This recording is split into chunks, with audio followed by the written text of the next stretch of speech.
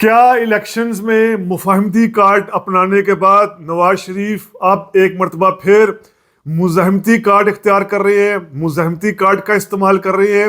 Elections میں نواز شریف نے دیکھ لیا کہ مفاہمت کے کارڈ سے، مفاہمتی پالیٹکس سے ان کو زیادہ خاص فائدہ نہیں ہوا۔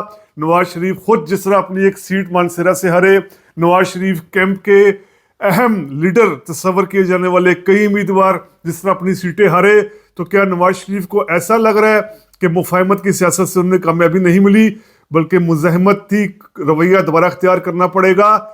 کیا باتیں کی نواز شریف نے آج مسلم لیگ نون کے پارلیمانی اجلاس میں؟ کیا یہ باتیں صرف سمبولک حد تک رہیں گی؟ اب کیا نواز شریف کو مزاحمت کے کارڈ کا یا مزاحمتی پالیٹکس کا کوئی فائدہ ہوگا؟ جب کافی کچھ ہو گیا ہے، یہ آج ہم جانتے ہیں ری تھنک ود عمر جاوید میں۔ سب سے پہلے ویورز کو ری تھنک ود عمر جاوید میں خوش آمدید۔ آپ ایسے ویورز جنہوں نے ابھی تک rethink with Umar Javed subscribe نہیں کیا، ہماری ریکویسٹ ہے kindly rethink with Umar Javed subscribe کریں۔ مسلم لیگ نون کے قائد نواز شریف نے آج نون لیگ کے پارلیمانی اجلاس سے خطاب کیا، اسپیچ کی۔ ان کی اسپیچ میں خیر اکثر باتیں تو مکمل طور پر سیاسی تھی کہ جیسے پاکستان بڑے مشکل دور سے گزر رہا ہے، اگر 1.5-2 سال مزید مشکل ہوں گے۔ عمران خان کے حوالے سے انہوں نے باتیں کی، نام لیے بغیر کہا کہ جب وہ 2013 میں گر گئے تھے، جلسے میں زخمی ہو گئے تھے، عیادت کرنے گئے، اس کے باوجود ان کے خلاف سازش کی گئی۔ یہ ساری سیاسی باتیں تو اپنی جگہ، اس میں 3 باتیں جو ہیں وہ بہت اہم ہیں۔ 3 باتیں ہمیں یہ حوالہ دے رہی ہیں، 3 باتیں ہمیں یہ بتا رہی ہیں کہ نواز شریف نے کافی عرصے بعد اس طرح کی لینگویج اختیار کی ہے۔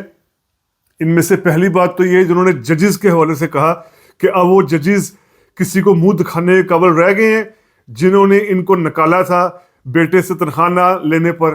اب ظاہری بات ہے ان کا واضح اشارہ جسٹس ثاقب نثار کی طرف ہے، جسٹس اعجاز الاحسان اور سارا جو ججز جو پاناما کیس میں سارے شامل تھے ان کی طرف ہے۔ لیکن اس سے زیادہ اہم بڑی بات جو دوسری بات انہوں نے کہی، انہوں نے کہا کہ اس سب میں ان ججوں کے علاوہ اور بھی کھلاڑی تھے۔ اب یہ ظاہری بات ہے اور بھی کھلاڑی تھے، اس کا مطلب نواز شریف کافی عرصے بعد نام لیے بغیر جنرل باجوہ اور جنرل فیض کی طرف اشارہ کر رہے ہیں۔ جنرل فیض تب جس زمانے کا یہ ذکر ہے 2016-17 جب پاناما چلا اور اس کے بعد نواز شریف کی نااہلی ہوئی تو آرمی چیف تو باجوہ ہی تھے، لیکن جو ISI کے DGC تھے جن کو کاؤنٹر انٹیلیجنس ونگ کا ہیڈ یعنی جنرل فیض، یہ واضح طور پر اشارہ انہی کی طرف ہے کہ یہ اور کھلاڑی بھی ذمہ دار تھے۔ اس سے پہلے نواز شریف نام لے کر پاکستان آنے سے پہلے جنرل فیض اور جنرل حمید کے بارے میں، فیض حمید کے بارے میں باتیں کر چکے ہیں۔ جیسے ستمبر میں ہی انہوں نے نام لیا تھا جنرل باجوہ کا، جنرل فیض حمید کا، اس کے ساتھ ثاقب نثار کا، کہ ان کا احتساب نہ کرنا قوم کے ساتھ زیادتی ہوگی، ان کا احتساب لازمی کرنا چاہیے۔ لیکن پھر ہم جانتے ہیں جس طریقے سے شہباز شریف فوراً وہاں پہنچے تھے راتوں رات، اور انہوں نے نواز شریف کو کہا تھا کہ ایسا بیانیہ اختیار نہ کریں، اور نواز شریف نے شہباز شریف کی سنی بھی اور وہ واپس آئے۔ اور بالکل آپ دیکھ سکتے ہیں کسی بھی انہوں نے اپنے انتخابی جلسے میں، نواز شریف نے انتخابی جلسے کیے، انتخابی مہم چلائی، انہوں نے کہیں بھی یہ ذکر نہیں کیا۔ ججز کو تنقید کا نشانہ بناتے رہے وہ تقریباً ہر جلسے میں کہ مجھے ججز نے نکال دیا، 2017 میں نااہل قرار دے دیا، لیکن یہ اور کھلاڑیوں کو انہوں نے اس طرح ذکر نہیں کیا، یعنی جنرل باجوہ اور جنرل فیض کا۔ تیسری بات جو میں اہم کہہ رہا ہوں کہ دھرنا دینے والوں کو لانے والے پاکستان کے بہت بڑے مجرم ہیں۔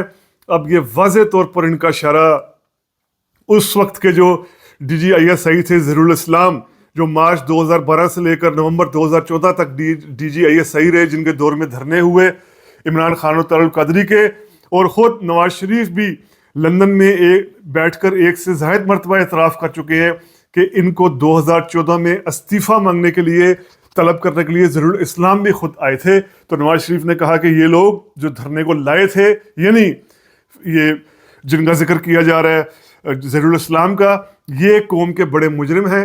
تو یہ کیا پتہ دے رہا ہے نواز شریف جو ہے وہ دوبارہ سے مزاحمت کی سیاست کرنا چاہ رہے ہیں، یا مزاحمت کی سیاست سے ان کو کچھ ملے گا؟ اگر ہم نواز شریف کی باڈی لینگویج دیکھیں، الیکشن میں جس طرح نواز شریف اور ان کے کئی قریبی ساتھیوں کو شکست ہوئی، نواز شریف یعنی مانسہرہ سے ہارے، لاہور کی اپنی سیٹ جیت پائے، لیکن ان کے کئی قریبی ساتھیوں کو شکست ہوئی، جاوید لطیف اس میں بڑا نام ہے، خرم دستگیر کا نام ہے، رانا ثناء اللہ کا نام ہے۔ اس کے بعد سے نواز شریف خاموش تھے۔ ایک وکٹری سپیچ انہوں نے کی، وہی بالکل رسمی سی سپیچ تھی، اس کے بعد انہوں نے کوئی بڑی سیاسی بات نہیں کی۔ یہ اہم بڑی سیاسی باتیں آج ہی کی، لیکن اصل میں اب ٹائم گزر چکا ہے، کیونکہ اب ظاہری بات ہے 2-3 وجوہات ہیں۔ ایک تو الیکشن ہو گیا، اور الیکشن میں جتنا بھی اینٹی اسٹیبلشمنٹ نیریٹو تھا وہ سارا اس کا فائدہ پی ٹی آئی کو ہوا۔ جو اینٹی اسٹیبلشمنٹ نعرہ نون لیگ کا تھا 2018 میں، یعنی نواز شریف جیل میں تھے اور پنجاب میں زیادہ ووٹ ان کو ملے، اب یہی ہوا کہ عمران خان جیل میں تھے اور پنجاب میں زیادہ ووٹ عمران خان کو مل گئے۔